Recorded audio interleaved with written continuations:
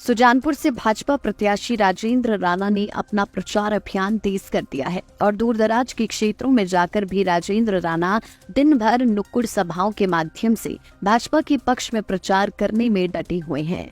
प्रत्याशी राजेंद्र राणा ने सुजानपुर विधानसभा क्षेत्र के दूरदराज क्षेत्र कक्कड़ ऊहल के साथ लगते गांव में नुक्कड़ सभाएं की। भाजपा प्रत्याशी राजेंद्र राणा ने कहा कि अभी तक 481 नुक्कड़ बैठकें पूरी कर ली गई है और लोगों को भरपूर समर्थन मिल रहा है।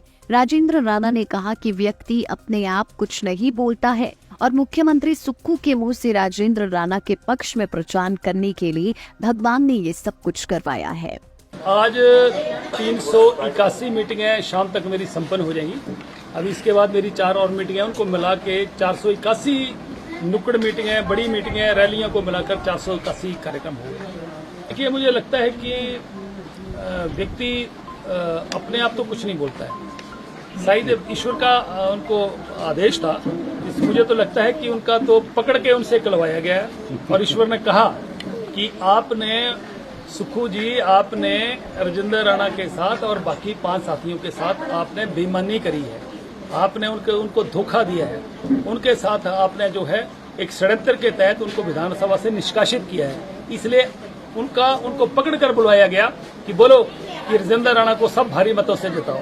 तो एक नहीं 2 बार उन्होंने बोला कि राजेंद्र राणा को भारी मतों से जिताओ और हाथ खड़ा करवाया सबका, और लोगों ने हाथ खड़ा करके कहा कि ठीक है जी, जिताएंगे। तो ये ईश्वर कृपा है और ईश्वर के आदेश से ही उन्होंने ऐसा बोला है।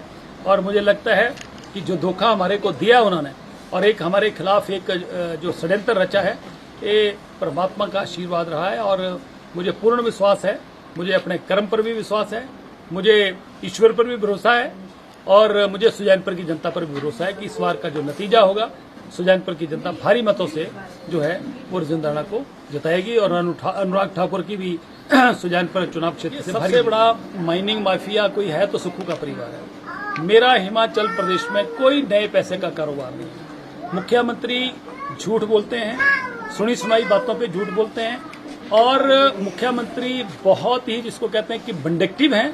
जितने भी 9 के 9 विधायक हैं उनके खिलाफ झूठे मुकदमे इन्होंने बनाए। और यहां तक कि मैंने पिछले कल अखबार में पढ़ा, देवेंद्र भुट्टो और उनके बेटे के ऊपर भी मुकदमा बना दिया कि इन्होंने टेंडर में जो भरा था उसमें फार्म कोई कागज गलत लगाए थे। अरे अगर टेंडर भरा है, टेंडर लिया है, उसमें कागज गलत लगाए हैं, तो जब टेंडर दिया जाता है तो डिपार्टमेंट का, पीडब्ल्यूडी का काम है कि उनको कागजों को चेक किया जाए। और चेक किया है, बेटे ने टेंडर भरा है, तो उनके फादर के ऊपर मुकदमा बनाने की क्या जरूरत पड़ी है? और इसका मुकदमा बनता ही नहीं है। मुकदमा बनाना तो उन अधिकारियों के ऊपर बनाओ, उन बाबुओं के ऊपर बनाओ जिन्होंने कागज चेक नहीं किए। तो एक बदले की भावना से जो मुख्यमंत्री काम कर रहे हैं, आने वाले समय के लिए एक गलत बीज बो रहे हैं। सरकार है परमानेंट किसी के साथ नहीं, सुक्खू जी को तो जाने वाले हैं। अगले महीने में सरकार जो है इनकी धड़ाम नीचे गिरने वाली है, क्योंकि 6 के 6 विधायक जीत के जाने वाले हैं। और ये सरकार ऐसी सरकार है जिसने हिमाचल प्रदेश को पिछली बैक गियर में डाल के रखा है। प्रदेश में विकास जो है उसको जंग लग गया है और लोगों के साथ झूठी गारंटियां देकर सत्ता में आए हैं, इसलिए इनकी सरकार जाना लगभग धुर विरोधी कहाँ रहे। राय ज्यादा के लिए तो ना सुक्खू वोट मांग रहा है, ना रणजीत सिंह वोट मांग रहा है।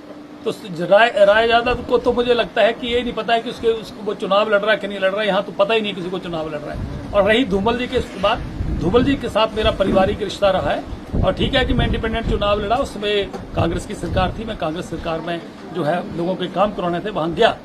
बाकी चुनाव लड़ने की, चुनाव तो कोई भी किसी के भाई के खिलाफ लड़ता है, उसमें क्या कोई दुश्मन, उसमें कोई विरोधी थोड़ी हो गया। कोई भी आदमी ये बता दे कि राजेंद्र राणा ने आज तक धूमल जी के खिलाफ एक शब्द भी कहीं बोला हो।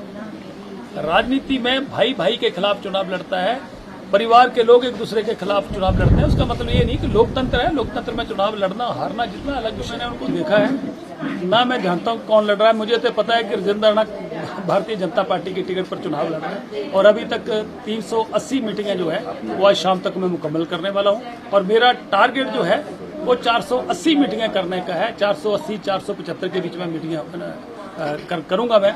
और बाकी कोई कांग्रेस का मैंने देखा नहीं, यहाँ पर कोई भी कैंडिडेट को किसी को देखा नहीं, ना मैं जानता हूँ।